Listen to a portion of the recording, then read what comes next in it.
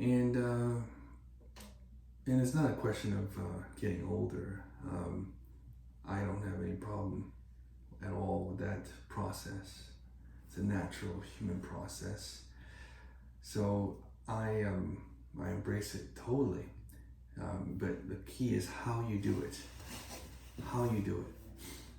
There is a right and a wrong way, and that right and wrong way is different for everybody. And the key is to find your right way. And I think I'm moving in that direction. But yeah, in Japan, there's a new movement, relatively new movement, about structuring your life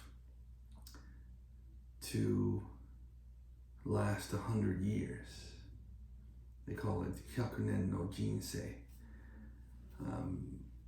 And I've never conceived of living 100 years before, because I've never met someone personally, a male from the group that I come from in the U.S. to reach that age. I've never met a male. I've known there's been women in my family who've lived that long, but I've never known any men to live that long. I don't even think I've actually met a man in my family who actually made it, personally met, I've known, made it to even 70. So anyway, that's something to think about. But like I said, the whole movement in Japan now is this whole 100-year lifespan movement. Yeah, and I'm looking at myself pushing 50. Do I have another 50 years after that? 52, whatever. We'll see. But I want to see. I follow people who are into this whole longevity thing, and I'm not actually into the longevity thing. I'm into living life well as you live it, more than anything. But yeah, a lot of people who do the diet and the exercise and doing this and that and the other, following different people, diet gurus, a lot of them are actually going for what the goal is. The goal is longevity, right? So that's really what it is. And that's clearly what it is. And a lot of people that I used to be into, what they were doing, didn't really live to see what they were trying to achieve because of political issues that really knocked them off their track. And I think you can, if you know about that world, I think you know what I'm talking about, the people I'm talking about, without me mentioning names, famous people in the world that are well known. But, as I look at pushing 50, what does it mean? Well, there's things, pardon me, I'm going to open up some presents to myself, I guess, you should say, while I do this. This is while I talk about this is a Hot Wheels GoPro camera holder. I thought it was really cool. I decided I want to open it up today as I talk about this. I do have a GoPro. It's not here, it's in the other room.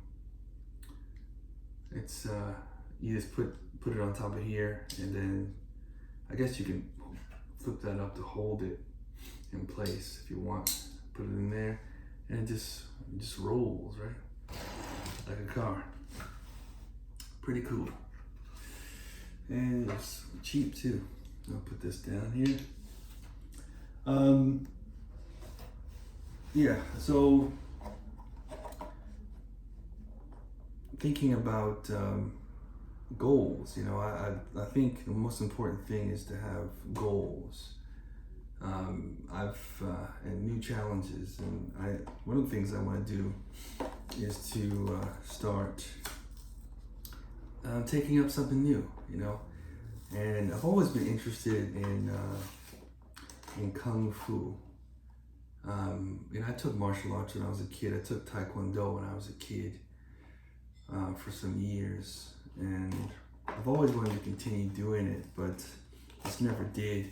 I thought I'll come into Japan, I'd be able to jump right into it, but I just got too busy with life to do it, really. But now, one of the things I think the coronavirus has shown us is that that's not the way to do things.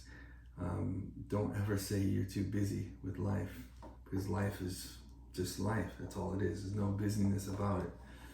Whatever it is you're trying to get doesn't really matter. Like some famous thinkers say, I mean, when you get what you got, what did you get?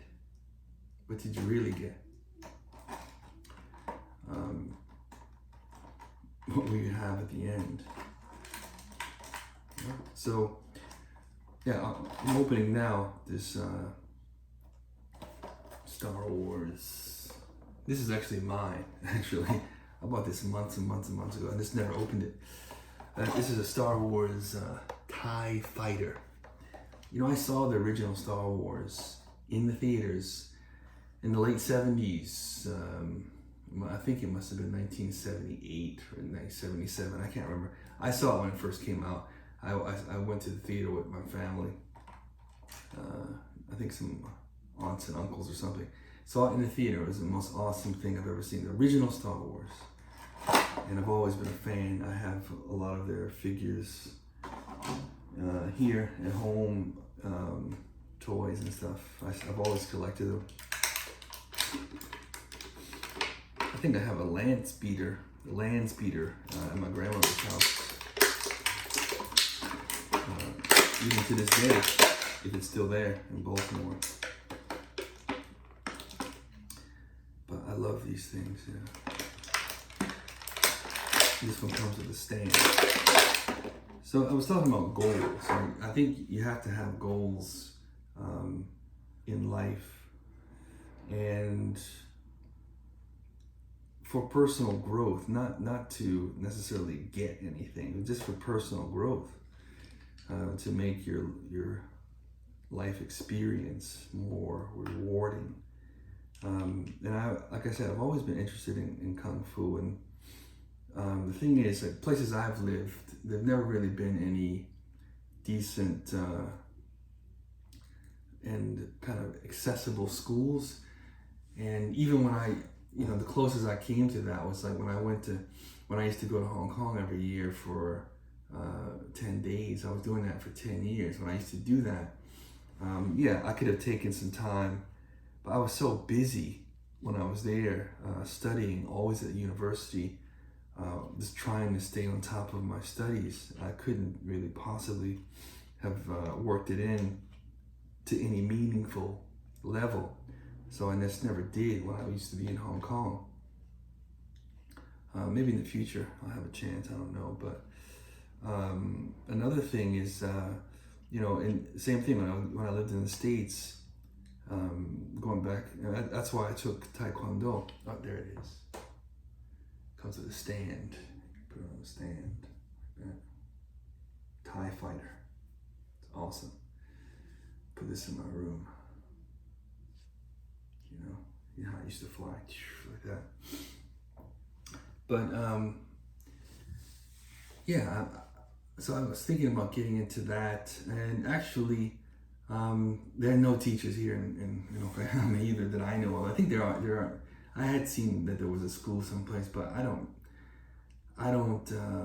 It's not the way my lifestyle is now. I don't have so much time where I could drive someplace or go someplace to take that type of lesson. And I'm totally in support of online learning. As a student and as a teacher, so I'm going to try to just do some tutorials in some types of Kung Fu. I was thinking about Wing Chun,